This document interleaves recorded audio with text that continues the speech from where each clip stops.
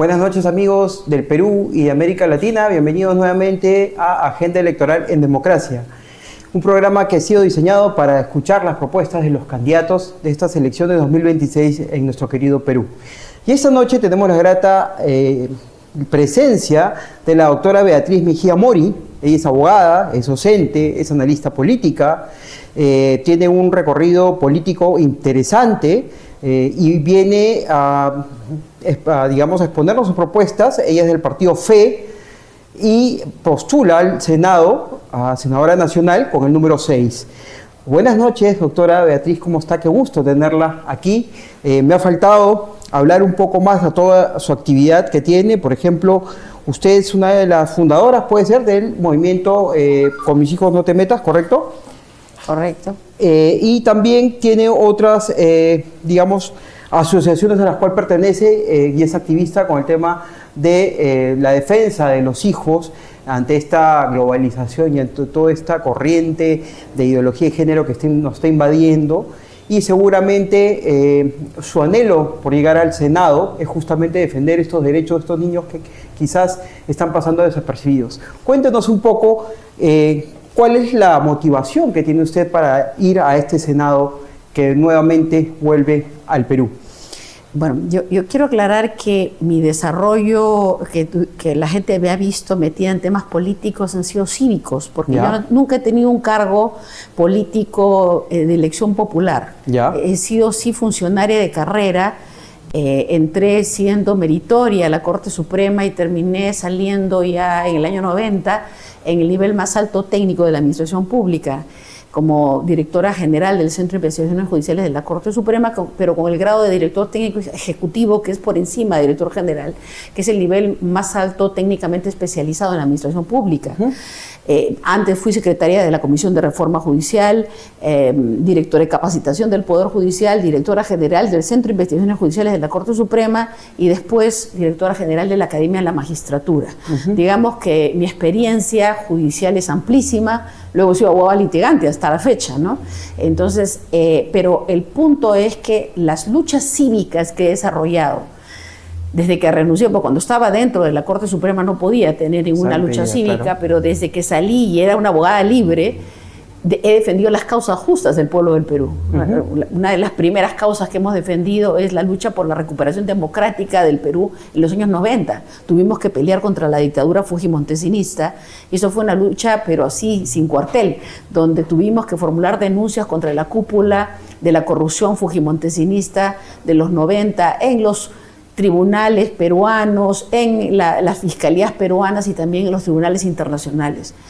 Y logramos vencer esa dictadura, ¿no? En el año 2000 y recuperar el país para la democracia. Luego he tenido muchas luchas, porque eso, a veces la gente me dice, ¿por qué te compras pleitos ajenos? No es que no me es ajeno. El Perú no me es ajeno, es mi patria. He nacido en este país y el pueblo del Perú, para mí es una responsabilidad, es un deber moral el defender las causas del pueblo del Perú. Cuando defendí, por ejemplo, el caso de Panamericana Televisión, defendía al señor Genaro Delgado Parker frente a sus derechos en las empresas que eran titulares de Panamericana Televisión.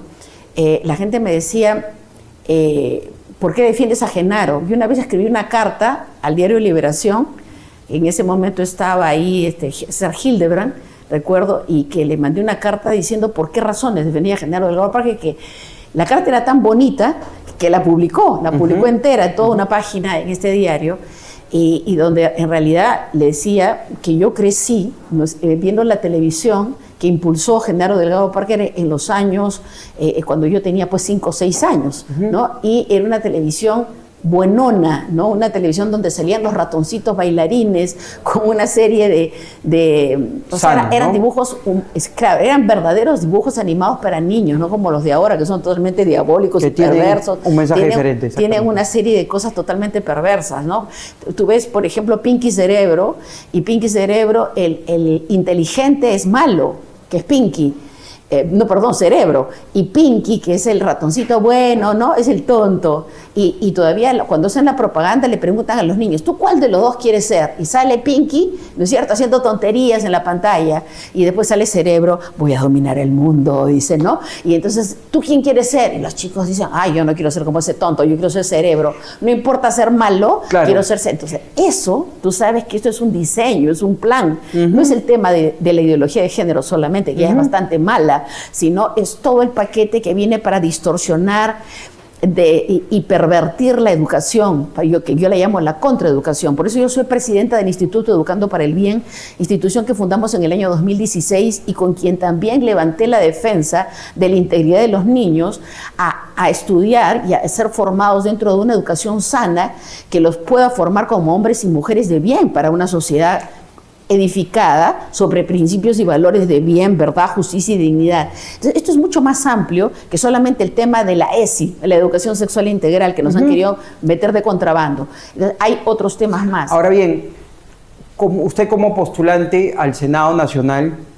¿cuáles son sus propuestas ya en concreto? Hemos hablado de un contexto actual en el Perú en el cual la niñez y la juventud está, digamos, desprotegida con todos estos estímulos que vienen de todos lados. Al de llegar al Senado, ¿cuáles son las propuestas o qué, digamos, con este Senado que tiene tanto poder, por llamarlo de alguna manera, que legisla también, que tiene representatividad, también tiene para fiscalizar? ¿Cuáles son, digamos, las acciones que usted piensa tomar en este Senado de llegar el 12 de abril? Bueno, acá hay una cuestión de orden. Siempre cuando tú reorganizas instituciones y el poder legislativo debe pasar por una reorganización. Y una reorganización no solamente estructural, de materia normativa interna e incluso constitucional, porque se ha arrogado de una serie de facultades que el poder legislativo no debería tener. El poder legislativo es en la institución del Estado que constitucionalmente debe legislar. Claro. Y debe legislar en un marco constitucional y en un marco donde sea, digamos, colaborador del Plan Nacional de Desarrollo. No puede ser un ente que, por ejemplo, uno quiere sacar una ley X y el otro quiere sacar una ley Z y todos se pelean porque quieren sacar su ley. Totalmente inorgánico, sin estructura de visión de país, sin que esto esté necesariamente encaminado hacia el logro de los objetivos nacionales de desarrollo, donde el pueblo del Perú está en el centro y donde el pueblo del Perú es la prioridad. No que es al revés, acá se legisla con agendas extranjeras, se cumplen políticas de Estado y planes extranjeros de desarrollo, que el único objetivo que tienen es beneficiar a los intereses de otros países y de una cúpula económica que domina la economía del mundo, que tiene interés en los recursos naturales del Perú. Entonces se legisla en función de esos objetivos y no en función de los intereses del pueblo del Perú. Eso tiene que cambiar, y para cambiar tú tienes que hacer que el Poder Legislativo recupere una organicidad razonable para lograr este propósito. ¿Qué habría que hacer concretamente? Tienes que modificar, han modificado un montón de artículos de la Constitución. Sí. Ya no podemos hablar de la Constitución del 93. Muchas reformas. ¿No? Tenemos que hablar de la Constitución del 2024-2025, ¿no? Algo así, porque nos han cambiado tanto la Constitución que tenemos que llamar la Constitución del quinquenio inefable del 2021 al 2026, donde se modificaron más de la mitad de la Constitución. Y lo único que ha quedado como sacrosanto para ellos es el título económico de la Constitución, que es lo principal que debieron cambiar, para que no haya esas cortapisas para que el Estado peruano pueda hacer empresa. Los países más desarrollados y que tienen las mejores empresas estratégicas que tienen que ver con su desarrollo y la seguridad de su propio país son del Estado, son gubernamentales. En el Perú dicen, no, el Estado no es buen administrador. No, los que son malos administradores es cuando el presidente o los que están en el poder nombran a sus parientes, amigos, vecinos como gerentes de las empresas del Estado. Entonces es un desastre, porque hay gente que no está preparada para conducir estas empresas y eso no va a caminar nunca. No porque sean públicas o privadas, sino porque se está poniendo a gente incompetente a dirigir las empresas del Estado peruano. Entonces eso hay que cambiar. Entonces usted está de acuerdo en que, digamos, no debe haber simplificación burocrática del Estado, no debe achicarse el Estado, sino debe mantenerse con gente capaz de dirigir ese Estado. No, son cosas diferentes, porque una cosa es el tamaño del Estado y otra cosa muy distinta es el hecho que existan, digamos, empresas del Estado que sean competentemente dirigidas para que logren sus objetivos. No, claro, pero entonces, al tener empresas del Estado tenemos también un Estado un poco más grande, ¿no? No. El Estado es muy grande porque tiene muchos ministerios por gusto, con funciones que se duplican. Que tú ves que un ministerio es lo mismo que el otro, y tú dices, ¿por qué existen estos dos ministerios? Podría haber uno solo. Y ministerios que se han abierto simplemente por darle trabajo a alguien. ¿Ya? ¿No? Entonces y yo recuerdo que Fujimori creó el Ministerio de la Mujer porque, a pesar que ya había el Ministerio de Desarrollo Humano, ¿por qué creó el Ministerio de la Mujer? Era porque quería darle a Miriam Esquenoni a ser la ministra de la Mujer. Y creó el ministerio y ella fue la primera ministra de la Mujer. O sea, fue una cosa escandalosa. O sea, cuando ya tú te sientes dueño, omnímodo del poder, empiezas a hacer cosas tan desastrosas como esas, o sea, que creas el ministerio que te da la gana, metes a la gente que tú quieres y finalmente esto va en contra de los intereses de la nación. Entonces, para terminar con la propuesta esta que es de orden, ¿no? Entonces hay que derogar las leyes que no deberían estar vigentes porque van en contra de los intereses de la nación y empezar a aprobar leyes que refuercen precisamente la prioridad del destino de los recursos del Perú en bien de los peruanos. Esto es absolutamente necesario y toda la legislación necesaria para que los peruanos en principio recuperen sus derechos laborales. Tú sabes que en el Perú se aplica un formato legislativo de derechos antilaborales, o sea, de normas legales antilaborales, donde supuestamente te están reconociendo un derecho pero va en contra de ti. Los jóvenes en este momento se han acostumbrado a que tener un contratito de 1 mes o de 2 meses renovable por otro mes o por 2 meses es la forma en que está bien trabajar. Cuando eso es un horror. O sea, si una persona ha trabajado más de 3 meses y ha demostrado que es hábil para el trabajo y tú lo mantienes 2 años, 3 años, 4 años, 5 años, hay gente que está 12, 14 años trabajando así, con contratos por 2 meses, por 3 meses, y es la gente que como está con un contrato y que si no se queda a trabajar fuera de hora, ya no le renuevan para el mes siguiente, trabajan 10, 12, 14 horas diarias para poder ser los que lo ponen en la lista del siguiente contrato de aquí a 2 meses. Eso es explotación del ser humano, eso es explotación laboral, eso no son derechos laborales, eso tiene que cambiar. Ok. Te estoy poniendo un ejemplo, pero hay un sinnúmero de situaciones en las cuales se ha venido legislando en función de una agenda extranjera impuesta por la OCDE, por el Club de París. Y todos los congresistas que tenemos, hasta en el Congreso hay una comisión del Congreso destinada a ver qué tipo de normas legales se tienen que aprobar para reforzar que el Perú entre a la OCDE, al Club de París. Ya, esto es un contrasentido, porque la agenda de ingreso de los países al Club de París es simplemente someterte al plan globalista internacional, que no es en bien de las naciones, sino es en bien de los intereses de quienes controlan esto. Sí, bueno. Y lo peor de todo es que la mayor parte de políticos que van al Poder Ejecutivo y que van al Poder Legislativo no tienen la menor idea de esto y ¿qué es lo que pasa con esta gente? No tienen experiencia legislativa, nunca en su vida han redactado un proyecto de ley, yo los he hecho desde los 17 años hasta ahora, o sea, he vivido haciendo proyectos de ley, revisando proyectos de ley y he propuesto proyectos de ley de diferentes temas. O sea, tengo la capacidad en este momento para hacer. Yo decía, ¿por qué no ponen a todos los candidatos que quieren ser diputados, senadores, un examen, una hoja en blanco y un lapicero? En media hora que redactan un proyecto de ley de un tema que se lo pongan en la pizarra, ¿no? Que uno viene con su tema preconocido. De un tema que te lo ponen en la pizarra. A ver, ¿qué cosa redactan? Vamos a ver qué cosa hace. Eso sería una prueba, pero buenísima, ¿no? Claro, a ver. Y entonces te digo, y esto implica que en este tiempo, en esta cuestión de primer orden, tú sientas las bases para que el Poder Legislativo vuelva a ser un Poder Legislativo defensor de la democracia, del Estado de Derecho, del orden constitucional, que respete al Poder Judicial, al Ministerio Público, al Poder Ejecutivo y que fiscalice, pero que fiscalice correctamente, no en función de los intereses partidarios y mucho menos en función de los intereses de sus líderes políticos que tienen procesos judiciales, que tienen investigaciones penales en la Fiscalía. Esto tiene que acabar. Ya, hablamos de un tema que usted acaba de mencionar, que es que el Estado tiene el derecho, por ser Estado, de, digamos, dirigir empresas del Estado, ¿no? ¿Correcto?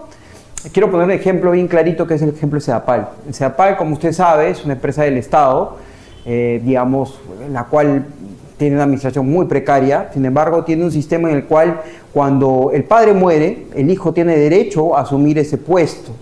Eso es una especie de privilegio que no lo tienen todos los peruanos, sino solamente los de Sedapal, que es una empresa del Estado. En ese sentido, como si usted llega a ser senadora, ¿qué medida tomaría en base a esto, lo que hemos hablado de los derechos de los jóvenes, de que todos tienen los mismos derechos y que digamos que ahora hay gente incompetente que está manejando el Estado y que seguramente esa generación que pase de padre a hijo podría ser tener la misma incompetencia? ¿Qué medidas se podría tomar ahí? No, ahí eso no puede ser una ley, eso debe ser un acuerdo sindical. Es un acuerdo sindical, es claro un que acuerdo, sí. No, es un convenio, es un pacto entre la gestión y el sindicato, pero no tiene visos de legalidad, pues esto. O sea, en realidad tú no puedes acordar, pues, vía un convenio sindical una cosa que va en contra, por ejemplo, de la ley de nepotismo. Entonces, y generar una descendencia ahí, ¿no? Ya sea en Sedapal o en cualquier organismo del Estado. Uh-huh. O sea, yo me voy de mi puesto y dejo a mi hijo en ese cuando puesto. Fallece, ¿no? Es que eso es absolutamente... Eso pasa en el Perú ahora. Claro, pero eso es absolutamente inaceptable, pues. O sea, no tiene base legal.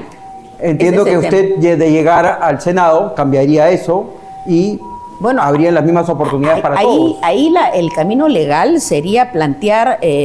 ya no se puede, porque eso sí es antiguo, eso habría que hacer una demanda de nulidad en la vía judicial, porque ya ni siquiera el propio organismo podría declarar la nulidad de eso, porque como ha pasado más de 2 años, no se puede, y ten en cuenta que Sedapal no es en sí una institución pública, es una empresa del Estado, uh-huh. pero es una sociedad anónima. Entonces tampoco le puedes imponer que no tiene la capacidad para modificar esto, uh-huh. Per se. Tendría que ir al Poder Judicial para que se plantee la nulidad de esto. Hablamos también usted me hablaba acerca del tema de la educación, del tema de los chicos. ¿Qué hacemos con el tema de la deserción? 40% hoy en día, muchos chicos no llegan ni al tercer grado de secundaria. Como senadora, ¿de qué manera impulsaría que no haya tanta deserción dentro de de los colegios públicos, ya que definitivamente el Ejecutivo es una cosa y el Legislativo es otra? Como senadora usted tiene ciertas competencias, pero ¿qué haría usted para que esa deserción no se dé? Porque estábamos hablando de ciertas influencias que vienen de afuera, agendas extranjeras, pero sin embargo los chicos siguen yéndose al colegio, tenemos un alto índice de desnutrición a temprana edad, eso está generando generaciones de chicos que lamentablemente no van a tener las mismas oportunidades que los chicos que están en la educación privada. ¿Qué se hace con eso? ¿Qué haría usted como senadora con ese tipo de problemas? Yo soy presidenta del Instituto Educando para el Bien, uh-huh. Educa Bien, y hemos hecho un estudio minucioso del currículo nacional. Uh-huh. El currículo nacional que modificó este gobierno inefable de Kuczynski y que implantó con Marilu Martens a partir del año 2017, y que sigue vigente hasta ahora y que nosotros lo hemos cuestionado de A a la Z, porque no solamente es el tema de ideología de género, es que han disminuido el contenido de los conocimientos para los niños. Uh-huh. Entonces tú agarras los libros de 4º y 5º de secundaria, parecen de 4º y 5º de primaria, no es para niños que ya están saliendo a la adultez, ¿no? Y por otro lado tienen una serie de componentes como por ejemplo práctica de religiones ancestrales. Lo que quieren es que los niños no sean cristianos, que sean cualquier cosa, que crean en los zapatos pero no que crean en Dios, uh-huh. ¿no? Entonces es todo un plan deformativo de los niños. Ahora, yo me pongo los zapatos de los niños. Yo estoy yendo al colegio donde no me están enseñando nada, donde los profesores están con un desánimo espantoso porque como han sido adoctrinados también uh-huh. para enseñar ideología de género a los niños, para enseñar que 2 más 2 son 4 en 5º de secundaria, entonces hay un desánimo colectivo. Entonces esto es parte de un diseño para que los niños no les importe ir al colegio y que aún terminando de 5º de secundaria no sepan ni dónde están parados porque tienen escasísima información para la vida. No están preparados para vivir.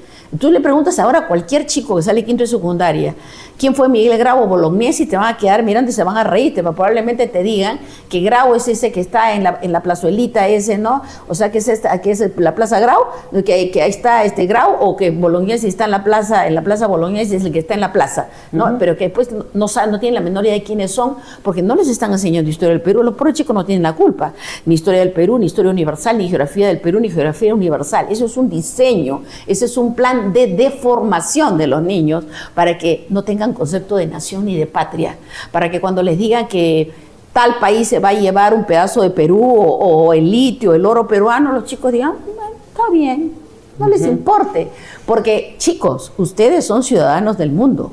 Entonces, ¿qué es lo que hay que hacer? Me preguntas qué es lo que hay que hacer. Hay que hacer una reorganización medular, sustancial de la educación en el Perú y hacer un nuevo currículo nacional con contenidos y por supuesto, sentar a capacitar a todititos los maestros, que dicho ese paso hay que liberarlos a todos porque les dan lavado el cerebro con la ideología de género y toda la maldad de la Agenda 2030 de la ONU. Hay que preparar a los maestros para que vuelvan a ser maestros de verdad y para que los niños, ¿no?, dejen de ver, disculpen ustedes la palabra, idioteces en la televisión, que los están imbecilizando, ¿no?, y que vuelvan a tener programas para niños educativos, instructivos. Esto es un plan de cooperación con todas las fuerzas sociales, donde los medios de comunicación tienen que asumir su responsabilidad social, de que no pueden sacar cualquier cosa. ¿Qué ven los chicos? ¿Por qué ven esto de guerra? Porque no hay programas para niños. Antes los niños chiquitos tenían programas para niños chiquitos, ¿no? Sí. Esos programas los desaparecieron. Y esos programas tenían cosas educativas. Te enseñaban valores. Yo recuerdo que el tío Johnny me enseñaba valores, a ser bueno, a no mentir, ¿no es cierto?, a no hacerle daño a nadie. Esas cosas se enseñan en los programas para niños. Ahora no. Ahora los niños aprenden al revés. Entonces van a una escuela con altísimos niveles de delincuencia. Hay niños malos, ¿no? Niños malos. Y no te digo en un colegio de una zona donde hay alta criminalidad. No, en los colegios más pintados de Lima, digamos que son el top 5 de los colegios, digamos, más caros y supuestamente mejores colegios, donde yo he sabido de que niñitos de cuarto, quinto de primaria queriendo abusar sexualmente de una criatura de primer grado y todavía discapacitado. O sea, es que el chico ha pegado de gritos y por eso se ha salvado. Pero esas cosas están pasando producto ¿de qué? De una televisión perversa, de unas películas de cine perversos, revistas perversas, incluso medios impresos de todo tipo que están trastocando la cultura, no solamente de los niños, sino de los adultos también, que piensan, bueno, que aprendan de una vez, porque que sepan cómo están las cosas. Y no es así. O sea, uno tiene que preparar a los niños en la realidad, pero cuidar su integridad. Y cuidar la integridad de un niño significa también guardar su inocencia, enseñarle a no dejarse poner ni un dedo por ninguna persona, ni siquiera de su familia, porque su cuerpo es sagrado y su cuerpo nadie se lo toca. Esas cosas se aprende un niño de 2 años. Si alguien te pone un dedo, pega de gritos. No te dejes tocar por nadie, no te vayas jamás con ningún extraño, no respondas a ningún extraño así te quiera regalar chocolate. Esas cosas aprenden los niños muy chiquitos. Entonces, ese tipo de reforma, digamos, sustancial de la educación se puede impulsar legislativamente. Porque, por ejemplo, en el tema, yo he hecho un proyecto de ley sobre eso hace unos años y lo bloqueó Keiko Fujimori, porque recuerdo que en ese tiempo yo soy cristiana, había una hermana cristiana que era congresista y que le dije, oye, presenten este proyecto, ustedes tienen mayoría en el Congreso, estoy hablando del año 2017, no, presenten este proyecto. Le pareció buenazo el proyecto para plantear los hitos de la educación peruana, para que tengan parámetros de educación que no puedan permitir la intromisión de ideologías de ninguna especie, no solamente la ideología de género, ninguna ideología. A los niños se los educa en principios y valores, conforme a la realidad, técnicamente y científicamente.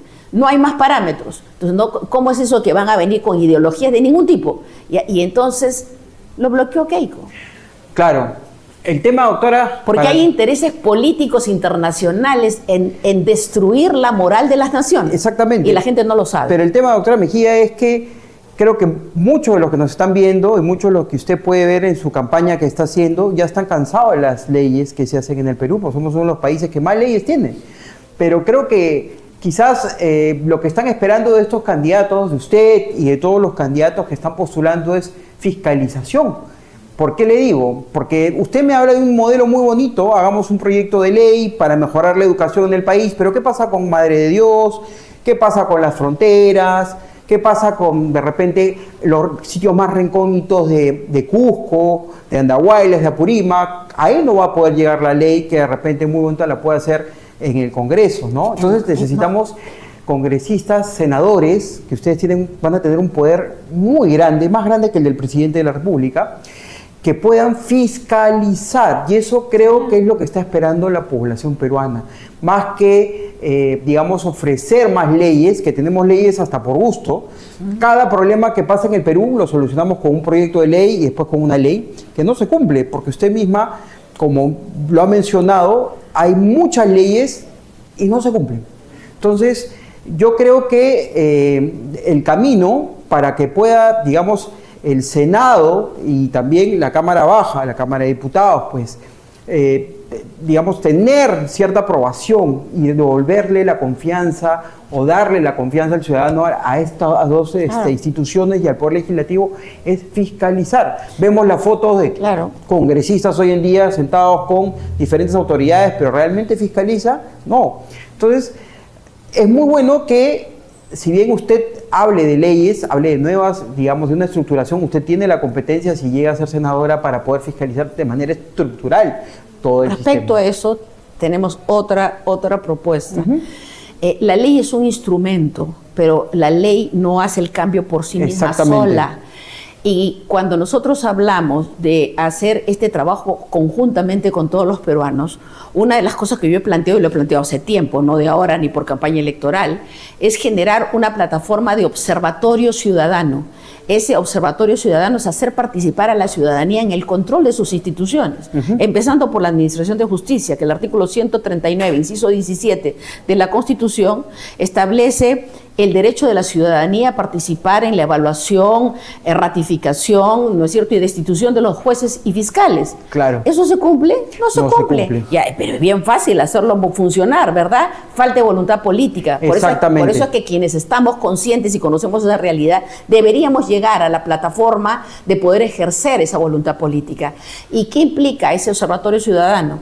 Que el ciudadano que está en el lugar más recóndito del Perú, metido en una comunidad nativa o campesina y que nadie le hace caso, tenga la capacidad de poder cuestionar a un policía, a un juez, a un fiscal, a cualquier entidad, a un empleado de una institución pública que está incurriendo en una irregularidad o que no lo atiende, y que el sistema esté estructurado de tal manera que esa persona dependa, su sostenibilidad en el cargo dependa de la aprobación ciudadana. Porque si ese funcionario que está y que maltrata a todo el mundo tiene 10, 20, 30 denuncias en unos meses, cuando esto empieza a funcionar, esa persona sale inmediatamente. El día que empecemos a operar este observatorio ciudadano, todo el sistema de la administración pública cambia. ¿Sabes por qué? Porque la gente sabe que tú, cualquiera, la señora de polleras y de ojotas, ¿no?, que va a venir, tiene poder para sacarlo de su puesto porque le puede llenar un formato de evaluación de ese funcionario y se lo puede bajar. ¿Te das cuenta? Entonces, yo una vez fui a la Corte Suprema y una señorita muy sonriente me saludó y que yo dije, me ha reconocido, porque yo trabajaba en la Corte Suprema 15 años. Entonces me saludó, todo que, claro, muy bien, que no sé cuánto. Y me atendió toda prolija, solícita. Y era raro, pues, porque los funcionarios, especialmente el Poder Judicial, no son tan amables.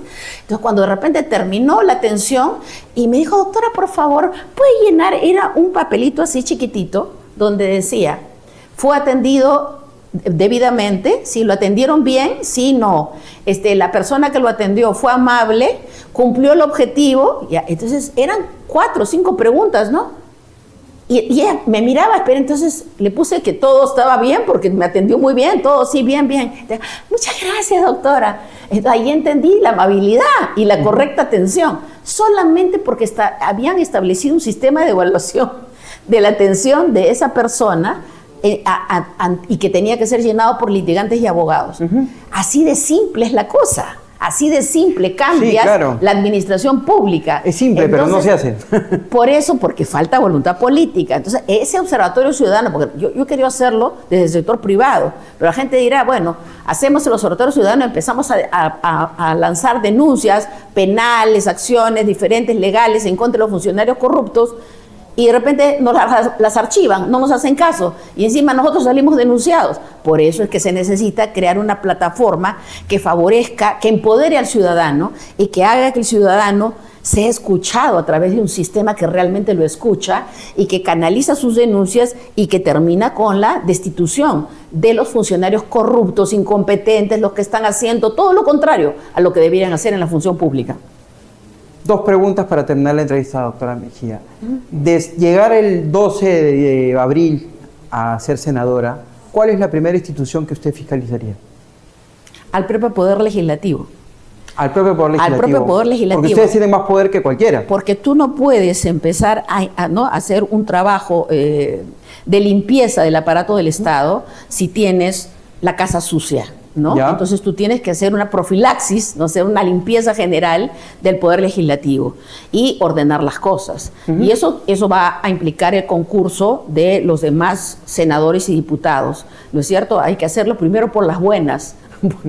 Porque si no quieren por las buenas, habrá que empezar a apelar a los mecanismos legales del propio reglamento del Congreso para hacer esa depuración. Y lo siguiente es, hace poco se ha aprobado en Francia el prohibirle a los menores las redes sociales hasta cierta edad, 15 años. Acá también hay un proyecto de ley que prohíbe que los chicos puedan utilizar las redes sociales hasta una determinada edad. ¿Usted está de acuerdo? ¿O cree que ellos son libres de utilizar, bajo su criterio, un chico de 13, 12, 14, como se ve ahora, redes sociales en el colegio o en cualquier espacio que ellos estén? La medida no es restrictiva de los derechos de los niños, la medida es proteccionista de la integridad de los niños, porque se han visto tantos casos de niños que no solamente es que los pueden contactar para después citarlos a un parque y se hace pasar como un niño de su edad y resulta que es un viejo depravado, ¿no? Que termina abusando de la criatura y no se la ve más a la persona, a la criatura, porque la desaparecen, la matan y la desaparece. Entonces no solamente es para protegerlos de ese tipo de casos, sino de la información misma que viene por internet, o sea, que viene todo tipo de información muy maléfica, que a veces uno, con la experiencia que uno tiene, ¿no? el desarrollo de vida, el conocimiento de las cosas espirituales que uno tiene, se da cuenta, esto es una cosa totalmente diabólica. Cualquiera que ve esto termina contaminado por el mal. Hay gente que a veces está deprimida, se siente mal, tiene náusea, no sabe por qué y es por algo que ha visto en internet y puede tener 70 años. O sea, no es un tema de edad, es un tema de que este aparato, usado para bien, puede ser muy bueno, pero usado para el mal puede ser chicos, muy malo. A partir de los 15 o hasta los 15 que no tengan acceso a redes sociales, ¿le parece adecuada la medida? ¿Usted lo impulsaría si es que todavía no se aprobaría? Yo tengo amigos que sin ley están haciendo eso. Dicen, no vas a tener celular. No les permiten celular, no es que no sean a redes, no tienen celular. Y he visto gente que es muy progre y que tiene hijos y que tampoco les permite el celular. O sea, no les importa lo que se hacen con los demás niños, pero a sus hijos, no, mis hijos no me tocan el celular. Entonces quiere decir que estos aparatitos sí pues son transmisores de muchas cosas malas y entonces no quieren que sus hijos sean contaminados, quieren que sus hijos sean preservados y que cuando ya estén mayores ya se den cuenta de las cosas y no se dejen pues envolver por el mal, ¿no? Así de simple. Ok, doctora Mejía, muchas gracias. La gente ha escuchado sus propuestas. Sé que tengo muchas más propuestas. Tengo muchas más. O sea, respecto a la economía del país, al desarrollo del país, será otra entrevista. Será para otra oportunidad, pero agradecemos mucho que esté aquí compartiendo y esperemos que por esa cámara pueda dirigirse a sus electores, a sus votantes, a la gente que le ha escuchado y que le ha simpatizado sus propuestas, invitándoles el 12 de abril a votar por usted. ¿Algunas palabras?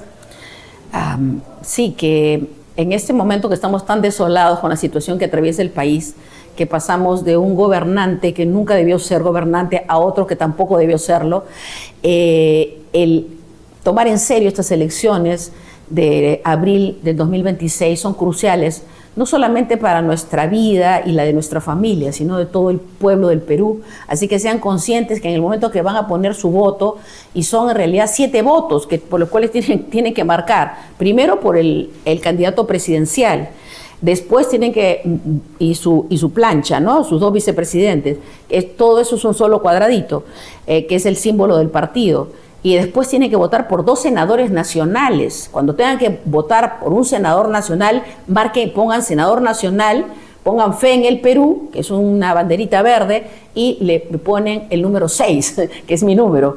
Después viene el otro senador nacional, que tienen que ver que el otro número ponen, y viene un senador regional, o sea, de su propia región. Los que vivimos en Lima ponemos un candidato al Senado regional por Lima. Si usted vive en Arequipa, por Arequipa. Si vive en Tumbes, por Tumbes. En Iquitos, por Iquitos, ¿no? Entonces Iquitos es por Loreto, en realidad, ¿no? La región Loreto. Y por cada región uno tiene que ver cuál es su candidato al Senado regional y por el cual quieren votar. Entonces, examinen la trayectoria. Luego viene 2 votos por diputados.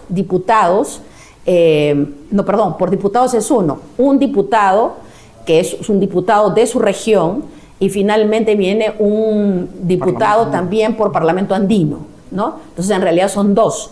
En total son 7 votos que tiene uno que pensarlo muy bien. Ahora, el sistema permite que uno vote por un candidato presidencial y vote por un senador de otro partido, pero yo no se lo recomiendo, porque como en este momento tenemos que pasar 2 vallas, la valla de la presidencia, del presidente, y la valla de los senadores y diputados, dicen que por lo menos se tiene que tener 3 senadores y 7 diputados. Por ahí escuché que tenían que ser 2 senadores y 5 diputados. Eso hay que revisarlo, pero el tema es que hay 2 vallas, la de senadores y diputados y la de la plancha presidencial.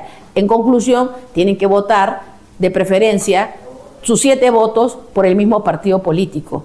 Y yo les digo, mi compromiso con ustedes no es hacer las cosas a futuro, sino que les pido que revisen todo lo que yo he hecho por el pueblo del Perú durante toda mi vida profesional, que han sido pelear las causas en defensa del pueblo del Perú de modo incondicional. Yo nunca he cobrado un centavo por hacer esto, por defender la recuperación democrática del Perú, por luchar contra las diferentes dictaduras, por luchar contra los diferentes abusos del poder en contra del pueblo del Perú, los más recientes que han atentado contra la integridad y la vida del pueblo del Perú. Es un trabajo absolutamente incondicional y voy con la misma convicción y el mismo compromiso, porque necesitamos representantes en el Senado Nacional, porque si no, nuestro país no tendrá futuro. Y yo tengo fe que el Perú tiene el mejor futuro si todos los peruanos nos unimos para hacer las cosas de modo diferente. Hay un profundo poder en la fe, porque es capaz de transformar naciones, vidas, y por esta razón yo los invoco a votar por el partido Fe en el Perú y por los candidatos que ustedes evalúen que deban ser los recomendados para poder salir con la conciencia tranquila de esa urna al momento de votar. Dios los bendiga. Muchas gracias, doctora Beatriz Mejía Mori, con el número 6 al Senado Nacional del Partido Fe. Amigos, los esperamos hasta otra edición de Agenda Electoral en Democracia. Muchas gracias, hasta pronto.